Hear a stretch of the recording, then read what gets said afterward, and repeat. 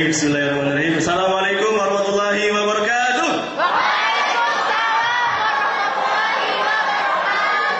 Masa muda, masa yang berapi. Kata siapa?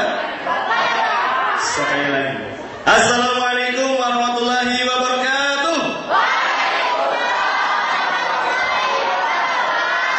Alhamdulillah, segala puji bagi Allah yang telah menganugerahkan cinta.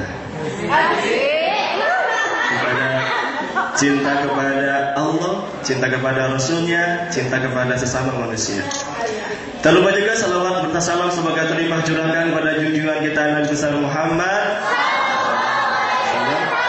kepada keluarganya, kepada sahabatnya, kepada tabiin, tabiut tabiin, hingga kita selaku umatnya yang selalu istiqomah di jalannya hingga hari kiamat. Oke, saya akan sapa dulu pada kesempatan kali ini antum semua. Ya. Apa kabar hari ini?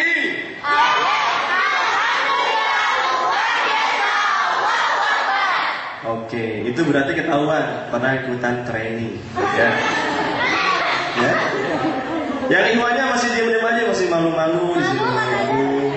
Ya. Kita ulangi lagi. Apa kabar hari ini?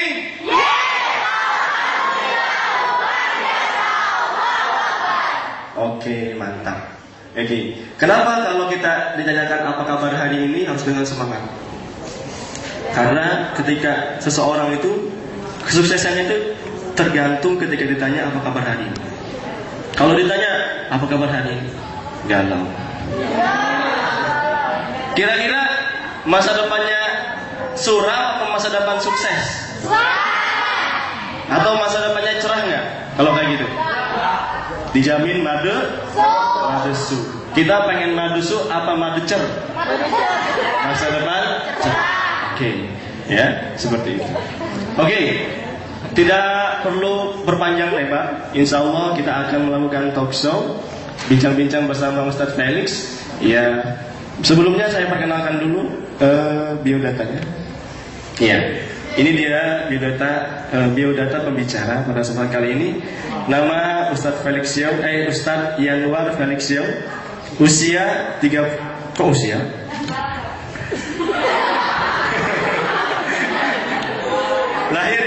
Lahir 31 Januari 1984. Ya, tadi saya 89. Beda berapa tahun? Oke. Tempat lahir Palembang, Sumatera Selatan. Aktivitas dakwah, penulis buku, presenter acara. Oke.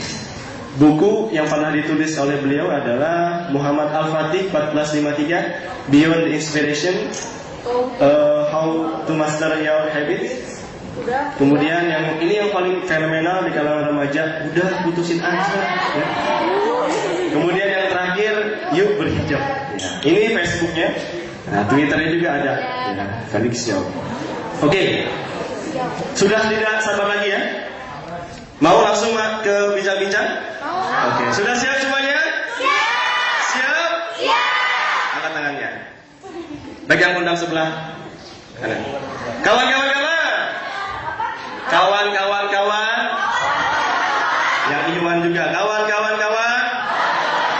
Semangat ya. Jangan tidur. Jangan galau. Tetap semangat. Kita harus saksikan acara ini. Acara yang maknyus. Oke. Kebalikannya. Oke. Kawan. Terima kasih telah mengingatkan saya. Kalau kamu lihat saya ngantuk, galau, tidak semangat, saya dengan ikhlas, dengan rela, dengan ridho, bersedia untuk dijewer kupingnya. Oke, kita masuk ke bincang-bincang, tapi sebelumnya Ustaz ada tayangan video terlebih dahulu. Boleh silakan. Nah, kita bincang-bincang nih. Ustaz, tadi kita lihat ya, ada dampak dari akibat segala macam tadi pergaulan tadi itu ada HIV/AIDS, betul? Itu apa itu? Penyakit apa Ustaz? HIV/AIDS itu? Ya baik, terima kasih. Sebelumnya saya sapa dulu teman-teman sekalian. Assalamualaikum warahmatullahi wabarakatuh. Alhamdulillahirabbil alamin wassalatu wassalamu ala asrofil anbiya'i wal mursalin wa ala alihi washabbihi ajma'in. Asyhadu an la ilaha illallah, asyhadu anna Muhammadan abduhu wa rasuluhu la nabiyya ba'da. Wa qala Allah ta'ala fil kitabihil karim, a'udzu billahi minasyaitonir rajim. Bismillahirrahmanirrahim. Wa ma kana lil mu'minina wal mu'minatin idza qadallahu wa rasuluhu amran ayakuna lahum khiyaratu min amrihim. Alhamdulillah, puji dan syukur senantiasa kita panjatkan tentu saja pada Allah Subhanahu wa taala yang telah mengumpulkan kita, memberikan kita kenikmatan demi kenikmatan, memberikan kita kebaikan, termasuk kebaikan pada hari ini adalah teman-teman bisa hadir di sini dan saya juga bisa hadir bermuajah dengan teman-teman sekalian, juga dengan guru-guru sekalian, dan mudah-mudahan ini mengakibatkan suatu kebaikan bagi kita. Tadi kalau misalnya dikatakan tadi ya, SMK PGRI punya 1.200 siswa Ibu ya. Yang hadir di sini berapa ratus Ibu? Atau berapa puluh?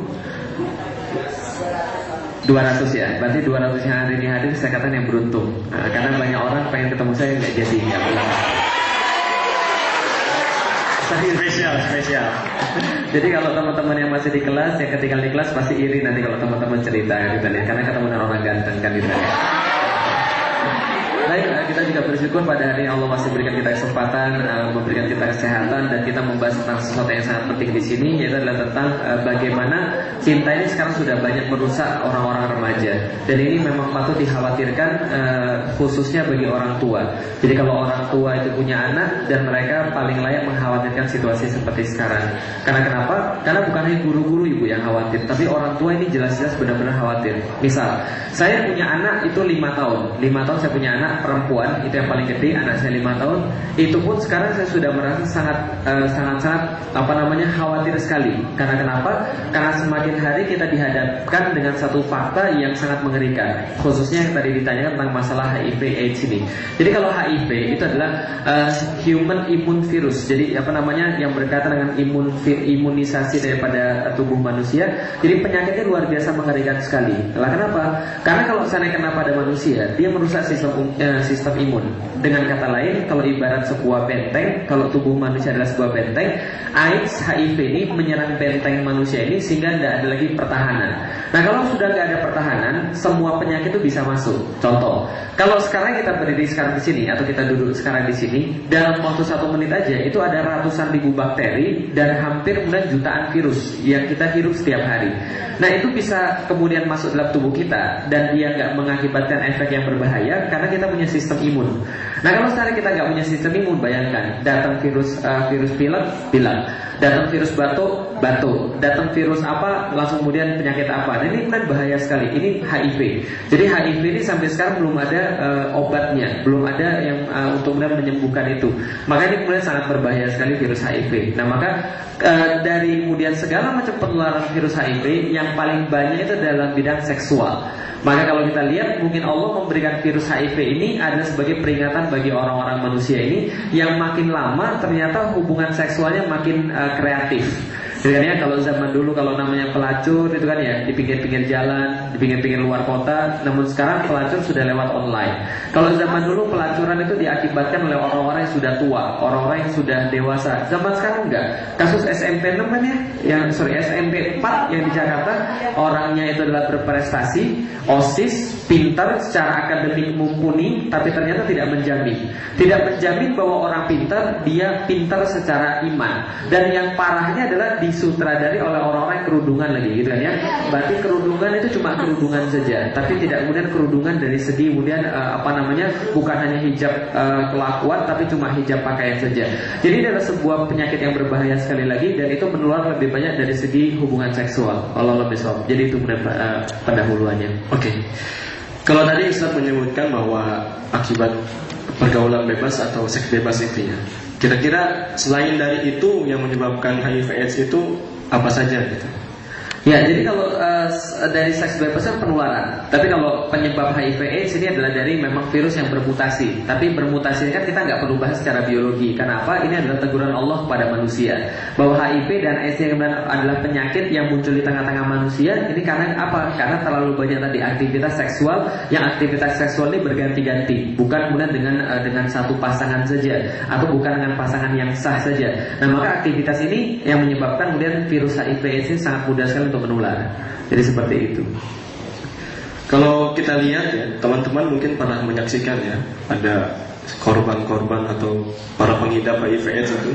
Kalau saya lihat di foto di internet itu luar biasa ya.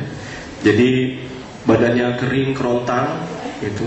Kemudian sudah kayak tengkorak tapi masih hidup gitu. Ya. Itu sangat menurut kita itu, kalau kata orang sekarang tuh amit-amit cabang bayi gitu ya. Apalagi kalau anak kita sampai seperti itu. Nah, kira-kira bagaimana untuk kita ini supaya tidak terkena seperti itu? Ya, jadi sebenarnya mudah. Kalau seandainya kita beraktivitas dengan baik, kalau kita beraktivitas dengan syar'i ya, dengan taat pada Allah, insya Allah kita akan terhindar daripada penyakit-penyakit seperti ini. Karena kenapa? Kita sudah ketahui bahwa penyakit ini kan menularnya lewat tadi, aktivitas seksual yang dia berganti-ganti dan dia belum sah, gitu kan ya. Karena berganti-ganti dan belum sah yang mengakibatkan penularan seperti tadi. Walaupun betul ada orang tua yang punya virus HIV, AIDS, lalu punya anaknya tertular dengan virus HIV dan AIDS. Tapi itu kan persentasenya kan dikit, persentasenya lebih banyak dari hal yang tadi. Nah, berarti yang paling utama adalah pergaulan bebas. Ini yang menjadi satu masalah besar. Kenapa menjadi satu masalah besar? Coba baik-baik perhatiin. Tahun 2006 ya. Tahun 2006 Kompas ini memberikan satu survei, dan survei yang dia dapat adalah apa?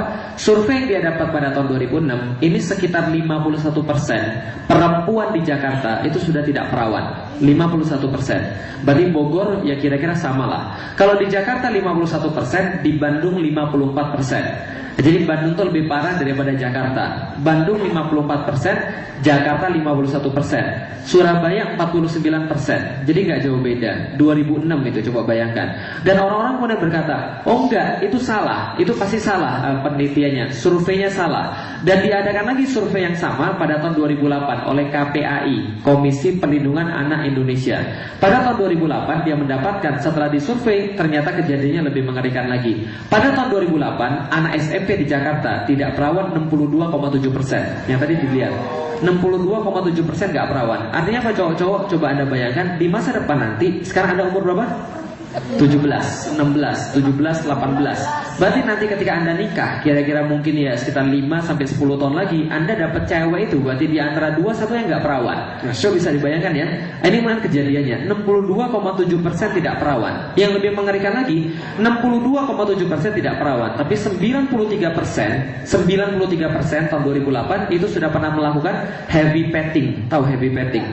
Selangkah sebelum zina. Jadi kalau tadi Bu Yuni ya, Bu Yani kemudian menanyakan apa itu zina dalam pandangan Islam. Zina adalah masuknya kemaluan laki-laki kepada kemaluan wanita, sebagaimana pedang masuk ke dalam sarungnya. Begitu kata Rasulullah. Nah, berarti petting itu adalah selangkah sebelum zina. Jadi dia memang tidak memasukkan, tapi tetap hal yang sama dilakukan, seperti hubungan seks tapi tidak sampai zina. Tapi itu sama-sama parahnya juga, 93,7%. Jadi kita bisa bayangkan, ini kondisi yang sekarang kita lihat. Dan orang-orang bilang, itu kan tahun 2008, tahun 2012, 2013 nggak ada masalah. 2012, 2013, kemarin 2012 diadakan survei lagi di Surabaya. Ternyata 44% anak SMA mengatakan bahwa tidak ada masalah berhubungan seks asal dengan pacar sendiri dan asal suka sama suka. Jadi persepsi tentang pentingnya virginitas, pentingnya keperawanan itu sekarang berkurang. Dulu 90%an orang percaya bahwa perawan itu penting, sekitar 97-98%. Baru-baru ini diadakan survei lagi oleh BKKBN. Ternyata orang-orang wanita yang menganggap bahwa keperawanan itu penting itu tinggal 77%. Jadi berkurang drastis sekali, hampir 20% berkurang. Artinya apa? Dunia semakin rusak sekarang, pergaulan bebas semakin parah. Dan wajar ketika itu AIDS dan penyakit-penyakit menular seks yang lainnya itu kemudian berhamburan. Dan itu bukan hanya AIDS kan, tapi hal-hal yang lain juga. Seperti apa? Seperti penyakit raja singa kalau laki-laki gitu kan ya. Jadi kemudian penyakit menular seksual, jadi bayangin aja kelaminnya bernanah, coba bayangin. Itu kemudian penyakit gara-gara penularan seksual tadi. Apalagi misalnya penyakit-penyakit yang lain, misalnya ya banyaklah termasuk rahimnya kemudian kanker, kemudian segala macam, itu gara-gara penyakit tadi. Yang perlu kita tahu adalah Allah itu adil. Allah itu adil. Bagi yang berbuat itu dia berbuat baik. Wa in ahsantum ahsantum li anfusikum wa in asatum falaha. Dan bagi yang berbuat jahat dia juga mendapat hasil daripada kejahatannya. Jadi pergaulan bebas ini. Dan semuanya itu diawali dengan kata-kata pacaran. Demi cinta orang kemudian pacaran. Demi cinta orang macarin orang yang lain. Tapi justru itu adalah langkah pertama menuju maksiat. Kenapa? Ingat baik-baik, tidak semua pacaran itu berujung pada zina. Tapi setiap zina itu pintu awalnya adalah pacaran.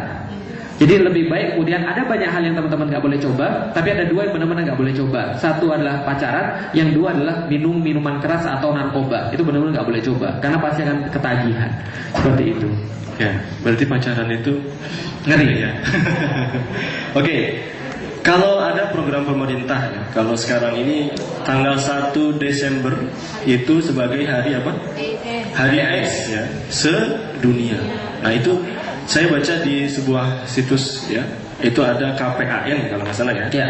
Itu di hari itu membagi-bagikan kondom gratis. Nah itu apakah itu solusi dan apakah program pemerintah itu tentang sex education itu apakah itu penting dan berdampak kepada anak-anak remaja itu? Ya, pertama-tama nih mumpung ada guru-guru hadir, ada berapa guru yang hadir selain Bu Yani? Satu doang ya. Nah, mudah-mudahan ibu guru bisa menyampaikan pada yang lain. Jadi gini, kita itu punya pemerintah itu kadang-kadang memberikan solusi yang salah, hampir pada sebuah masalah-masalah yang berkaitan dengan Indonesia. Banyak sekali solusi yang salah. Dan solusi ini kebanyakan berasal daripada bukan mereka sebenarnya, tapi berasal daripada orang-orang luar yang mereka pikir pintar dalam masalah itu, yang sebenarnya orang-orang luar itu juga tidak bisa mengatasi masalah mereka sendiri. Contoh, nih saya kasih tahu. Solusi orang-orang Indonesia lebih banyak dari mana? Luar negeri. Biasanya dari Amerika. Pertanyaan saya, Amerika sudah bisa belum mengendalikan populasi AIDS mereka? Enggak. Malah semakin banyak dan semakin banyak lagi. Kalau pertanyaan saya, kalau seandainya masjid ini bocor, yang Anda lakukan apa untuk supaya masjidnya nggak bocor? Berarti kan kita cari sumber bocornya apa? Benar begitu? Bukan ngambil ember lalu kemudian naruh di bawahnya. Apalagi buat masalah baru. Solusi atas AIDS, bagikan kondom gratis. Itu sama aja bilang sama orang bahwa Anda boleh berhubungan seks asal pakai kondom. Ini kemudian menjadi masalah besar. Dan coba kita lihat, Desember sampai dengan Februari itu perusahaan kondom naik 700%. Masya Allah. Berapa? 700% penjualannya. Artinya kalau Anda mau kaya, Anda mau kaya ya, jual kondom aja Desember sampai Februari. Itu meningkat 700%. Yang pengen saya sampaikan adalah apa? Yang pengen saya sampaikan adalah sekarang orang-orang pada salah kaprah tentang masalah AIDS itu justru karena orang-orang banyak melakukan hubungan seksual, malah disuruh melakukan hubungan seksual. Apa solusinya? AIDS, bagikan kondom gratis, jangan gonta-ganti pasangan. Kan kita lihat itu solusi mereka. Padahal tidak sama sekali. Allah sudah menyampaikan di dalam Al-Quran, wa man aradu an dzikri fa inna lahu ma'isyatan donka. Siapapun yang berpaling daripada peringatanku, bagi mereka pasti penghidupan yang sempit. Maka tatkala terjadi maksiat-maksiat, zina, mendekati zina dan sebagainya, lantas disikapi dengan cara maksiat pula, ya sudah, Allah pasti memberikan azab. Allah memberikan sebuah keburukan pada tempat tersebut dan pada orang-orang di tempat tersebut. Nah, jadi itu bukan solusi. Sama aja kayak ada bilang gini, solusinya orang-orang nggak pintar gimana? Solusinya adalah kita bagiin lembar jawaban saja, atau semua murid boleh nyontek. Nah, itu solusinya. Itu kan bukan solusi. Nah, sama saya sekarang, AIDS solusinya bagi-bagi kondom. Ini kan sama aja solusi yang nggak pakai pikiran. Gitu kan ya? Jadi ini kemudian yang kita lihat sekarang. Iya. Kalau tadi Ustaz bilang pacaran itu ngeri ya. Ya. Mumpung ada Ustaz ya. Sebenarnya pacaran itu dalam Islam itu seperti apa? Ya. Boleh tidak? Kan cuma pacaran doang gitu. Ya, baik. Seperti apa, Ustaz? Jadi gini, di dalam Islam aktivitas-aktivitas di mana orang belum menikah dan orang belum halal, lantas dia melakukan interaksi-interaksi yang tidak dibolehkan dalam Islam, maka ini menjadi sesuatu yang tidak boleh. Karena Rasulullah memperingatkan kepada kita, la yakhluna ahadukum bi imra'atin, tidaklah berkhulwat salah seorang di antara kalian laki-laki dengan seorang wanita, illa inna syaitana salatiha, kecuali syaitanlah sesungguhnya bersama dia untuk menjadi orang ketiganya. Berarti kalau ada dua orang yang berkhulwat, laki-laki, wanita, dan mereka bukan mahram, maka yang ketiganya adalah setan. Nah, jadi jangan dekat-dekat kalau ada orang pacaran. Jadi Anda jadi setannya.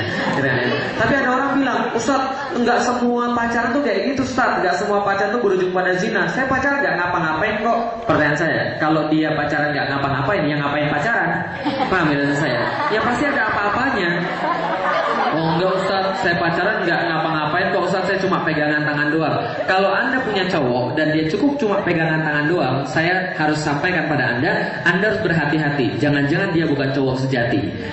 Lah kenapa? Karena kalau cowok sejati tidak akan cukup cuma pegangan tangan doang. Betul begitu? Betul, memang begitu. Cowok sejati tidak akan mau pegangan tangan doang. Memang begitu. Yang bilang betul berarti Anda cowok sejati, saya akui. Karena saya juga sama. Saya sebagai seorang cowok, saya nggak akan mau kalau hubungan sama cewek cuma pegangan tangan doang. Rugi, benar nggak? Sudah maksiat, rugi lagi gitu kan ya. Nggak akan mau ngapain, gitu kan ya? Nggak akan mau ngapain. Nah jadi artinya cowok itu, berarti cowok dong yang nafsu Ustaz. Iya, saya akui cowok memang nafsu. Karena kalau cowok nggak nafsu nggak ada Anda. Paham ya maksud saya? Maka sudah pada dasarnya, sudah pada fitrahnya, sudah pada nalurinya, sudah alaminya cowok itu nafsu, makanya jangan dipancing, gitu kan ya. Nah itulah kemudian pacaran pasti kemudian mengakibatkan hal-hal yang kita tidak inginkan. Kenapa? Nggak akan mungkin selama-lamanya cowok cuma mau pegangan tangan doang. Pertanyaan kemudian, ketika saya nulis buku Udah Putusin Aja, ada orang yang bilang sama saya, Ustaz, kalau gitu Ustaz pernah pacaran nggak? Kalau Ustaz pernah pacaran, berarti Ustaz bisa nulis buku itu bagus. Tapi kalau Ustaz nggak pernah pacaran, bagaimana Ustaz bisa nulis buku itu? Saya pernah pacaran, 4 tahun saya pacaran. Oh berarti Ustaz sudah menghamili anak orang dong. Alhamdulillah saya 5 kali menghamili anak orang. 4 kali jadi anak, 1-nya gugur, istri saya itu. Nah tapi sebelum Ustaz menikah, ketika Ustaz pacaran sudah pernah menghamili anak orang belum? Alhamdulillah belum. Nah kenapa? Pada saat saya pacaran, prestasi saya paling besar itu pegangan tangan. Oh berarti Ustaz bukan laki-laki dong? Karena saya nggak tahu selain pegangan tangan. Jelas ya? Kalau saya tahu ada sesuatu selain pegangan tangan, pasti saya lakukan. Nah kenapa? Karena zaman saya berbeda dengan zaman yang sekarang. Jadi gini saya cerita. Saya lahir tahun 84. Tahun 84 ketika saya lahir itu orang-orang relatif lebih cupu daripada anak-anak zaman sekarang, gitu kan ya? Contoh misalnya, dulu ketika saya masih kecil, saya nggak pernah tahu apa yang menyebabkan orang hamil. Itu saya nggak pernah tahu. SD, SMP saya nggak tahu, serius saya nggak pernah tahu. Dulu ketika kita nonton TV, di TV itu apa yang terjadi gini, ada 2 orang cewek cowok berdeket-deketan, kemudian mereka ciuman. Setelah ciuman langsung mulai hitam, ganti kemudian scene yang lain, ganti kemudian adegan yang lain. Di adegan yang lain orang sudah hamil. Jadi pikir saya apa? Oh, yang menyebabkan hamil itu ciuman. Itu pikiran saya waktu itu, serius. Jadi saking cupunya saya begitu. Yang menyebabkan orang mulai hamil adalah ciuman. Pikir saya begitu. Berarti nggak boleh ciuman dengan cewek karena ciuman bisa menimbulkan hamil. Oke, itu pikiran saya. Masih bodoh, gitu kan ya? Masih nggak tahu apa-apa. Zaman sekarang kan nggak begitu. Anak SD sudah pinter pacaran. Anak SMP sudah bisa menghamili orang. Anak SMP sudah buat film porno. Betul begitu? Zaman lu nggak ada. Jadi ketika SMP kelas 3 itu guru-guru menemukan satu hal yang untuk mendiamkan cowok-cowok yang bandel. Karena saya termasuk yang bandel ketika SMP, di kelas ngomong terus, akhirnya guru-guru mempunyai satu strategi. Apa strateginya? Dudukin cowok-cowok sama cewek supaya dia diem. Jadi benar, ketika cowok itu didudukin sama cewek, selang-seling diem semua, termasuk saya. Nah kenapa? Saya nggak berani ngomong, sebelah saya cewek, rasanya nggak enak gitu kan ya. Tapi lama-lama menjadi terbiasa. Nggak seperti anak zaman sekarang. Anak zaman sekarang didudukin sama cewek, makin ribut dia. Zaman dulu tidak. Zaman dulu orang yang didudukin sama cewek diem. Tapi SMP kelas 3 saya jadi kenal cewek. Tatkala saya sudah kenal cewek, saya mulai pacaran. Tanpa saya tahu pacaran itu apa. Pokoknya keren. Di film-film keren pokoknya pacaran. Punya cewek berarti laku. Punya cewek berarti macho. Gak punya cewek gak laku gitu kan ya, gak keren. Itu kemudian pandangan, opini. Karena terbentuk gara-gara gara-gara nonton TV, gara-gara nonton film, gara-gara Valentine dan sebagainya. Muncul mulai pacaran. Tapi saya nggak tahu ngapain pacaran. Pokoknya eksis aja pacaran. Maka setelah 3 bulan saya berpacaran, baru saya berani pegang tangan cewek tadi. Nah 3 bulan itu berani pegang tangan. Ketika saya sudah lulus SMA, ketika saya kuliah, saya orangnya fast learner. Saya pembelajar cepat. Dari situ saya baru tahu namanya hubungan seksual dan sebagainya. Karena saya pembelajar cepat, apa yang saya tahu? Yang saya tahu ketika saya pacaran adalah, yang saya temukan, yang waktu itu nggak banyak dikatakan oleh cowok-cowok adalah bahwa kalau saya mau, saya bisa membuat cewek melakukan apapun buat saya. Serius. Secantik apa cewek? Iya, karena semua cewek sama. Serius, itu zaman dulu. Cuma saya sendiri yang tahu dan beberapa orang yang lain. Zaman sekarang, semua cowok tahu perkara seperti itu. Makanya banyak cewek kehilangan keperawanan karena mereka sangka cowok itu memberikan mereka harapan, memberikan mereka masa depan, memberikan mereka segala-galanya tanpa sadar bahwa mereka sebenarnya lagi dijebak. Paham ya saya? Ini mulai terjadi tanpa mereka sangka bahwa mereka tuh sedang jatuh dalam lembah kenistaan tadi. Nah, saya ketika SMP nggak tahu, SMA mulai tahu, pas kuliah tahu. Untung saya masuk Islam. 2002 saya masuk 2001 saya masuk IPB. Semester ketiga saya masuk Islam. Semester ketiga saya masuk Islam, langsung saya putusin pacar saya. Dan karena saya tahu kalau saya lanjut terus pacaran, pasti saya menghamili anak orang. Serius, karena saya laki-laki sejati. Paham ya saya? Ada laki-laki sejati nggak cukup cuma pegangan tangan doang. Paham ya saya? Nah, maka untungnya Allah menyelamatkan saya dengan Islam. Serius, untung Allah menyelamatkan saya dengan Islam. Karena itu nggak terjadi. Tapi kalau kemudian itu diterusin, itu pasti terjadi. Loh Ustaz, yang tadi itu gimana ceritanya? Oke gini, lanjut ya. Di buku Udah Putusin Aja itu, saya kasih di email yang paling awal itu tentang email kisah nyata. Dan ketika ada seorang ibu-ibu beliin pada anaknya buku Udah Putusin Aja, dia protes pada saya. Saat saya beliin pada anak saya usianya kelas 6 SD, Ustaz. Berarti sekitar 12 tahun. Tapi kok isi bukunya di awal-awal kok vulgar sekali, Ustaz? Kenapa ceritanya vulgar sekali? Ada sudah baca Udah Putusin Aja? Udah? Yang udah baca angkat tangannya, udah baca.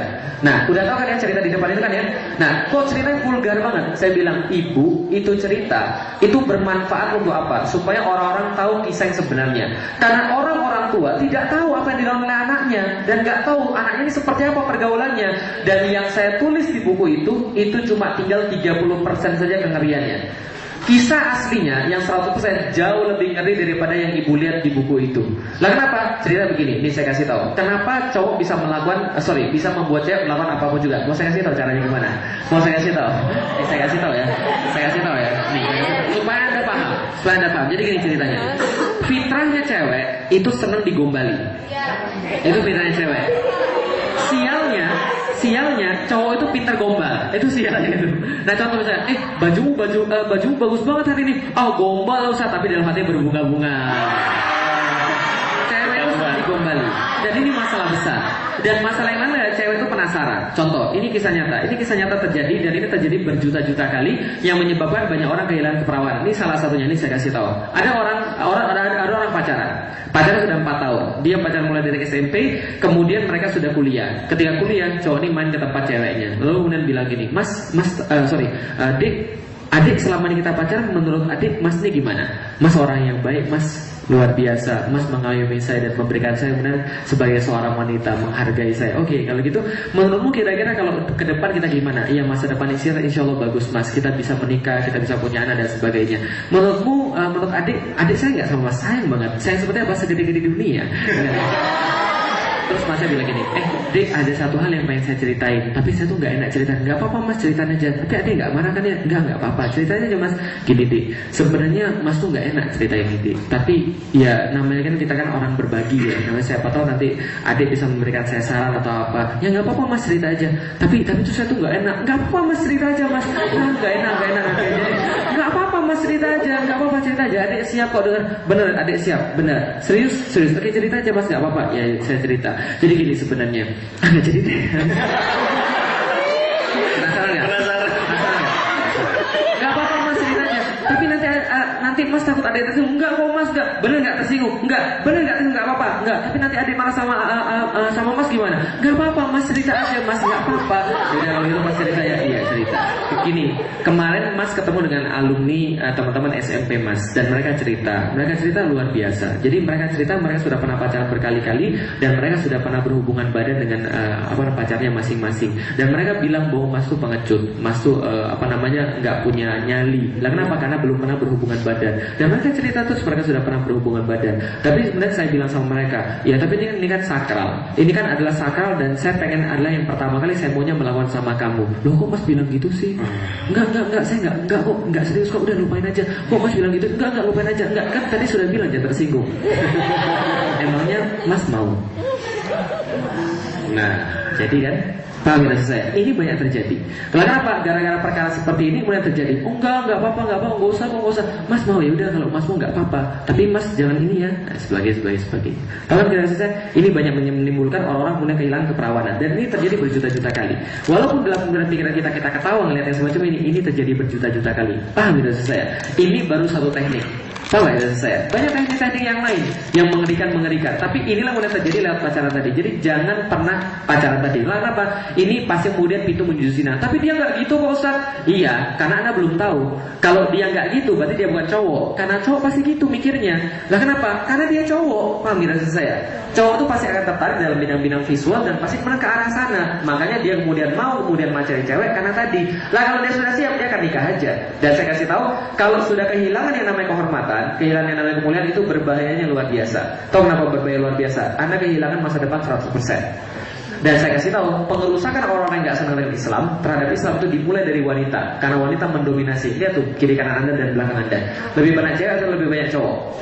Cewek. Dan cewek ini ketika mereka nikah, mereka bukan hanya merusak dirinya. Kalau mereka sudah rusak, mereka rusak suaminya dan mereka rusak anak-anaknya. Lagi betul begitu, saya bisa begini karena istri saya nemenin saya, karena istri saya berada di belakang saya, karena istri saya jagain rumah dan jagain anak saya. Gimana saya bisa nyetak gol kalau gol saya kebobolan terus? Paham ya saya? Gak mungkin bisa menang kan ya? Gak mungkin saya bisa berdakwah kalau saya gak punya ketenangan di rumah. Betul gak? Saya bisa begini karena ada istri saya. Di balik seorang laki-laki yang hebat terdapat seorang wanita yang kuat. Tapi di balik seorang laki-laki yang sengsara terdapat wanita yang ketiga. Paham ya saya? Nah, artinya seorang istri itu menentukan siapa suaminya, dan seorang istri, seorang ibu itu menentukan karakter anak-anaknya. Maka kalau karakter istri atau karakter ibu ini sudah rusak, maka karakter anak-anaknya pasti akan rusak juga. Maka ini penting sekali teman-teman sekalian. Kalau teman-teman sudah kehilangan kehormatan, masa depan sudah hilang semua. Coba bayangin baik-baik. Kalau dia sudah kehilangan keperawanan, apa kemudian di masa depan dia? Kalau dia nikahi dengan cowok yang sudah memperawani dia itu secara tidak sah, kira-kira hidup dia bahagia atau tidak? Ya. Kalau dia nikah dengan cowok yang lain yang sama bejatnya, hidup dia bahagia gak?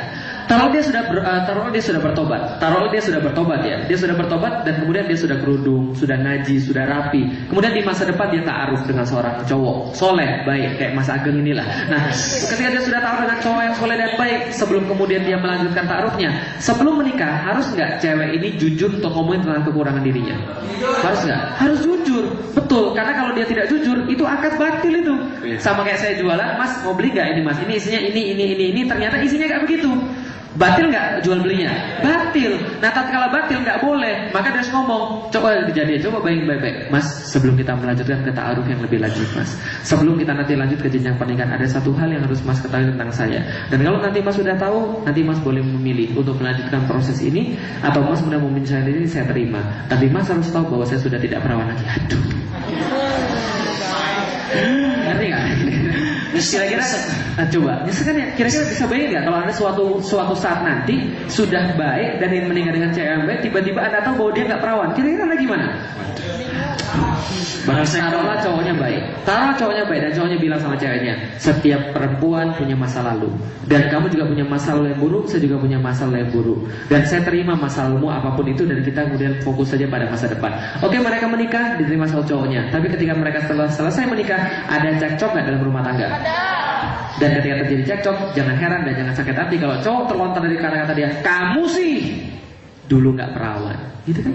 Sakit hati nggak kalau udah gitu? Sakit. Maka masa depan itu, maka ingat baik-baik, seorang cewek itu ditentukan oleh masa lalu dia. Tapi seorang cowok dinilai dari masa depan dia. Paham ya?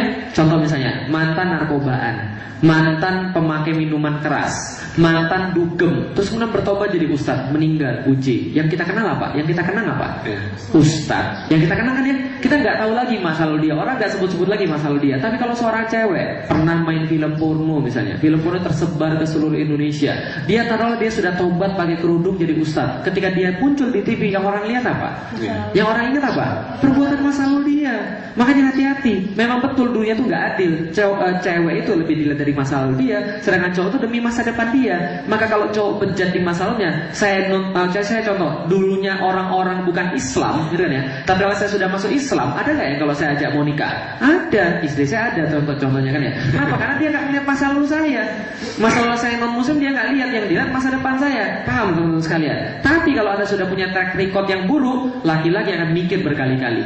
Pertanyaan saya sederhana. Nih, saya tanya sekarang. Yang cowok diem dulu ya, saya tanya cewek-cewek dulu ya. Yang cewek-cewek